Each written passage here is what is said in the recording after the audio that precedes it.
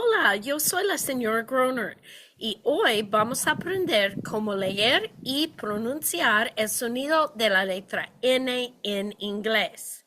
En inglés, la letra N se llama N. Dígale conmigo. N. This is the letter N. Este es la letra N. En inglés, la letra N tiene sonido de así. Para pronunciar el sonido de N correcto, tiene que abrir la boca un poquito, poner la lengua arriba y detrás de los dientes de arriba y decirle así.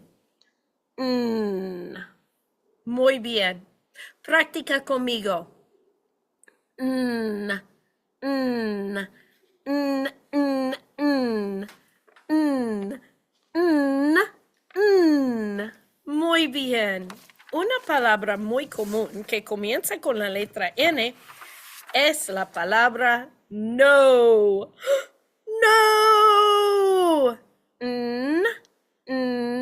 No. No. Esta palabra es igual en inglés y español. Otra palabra muy común que comienza con la letra N es nest. Nest. Nest. Nido.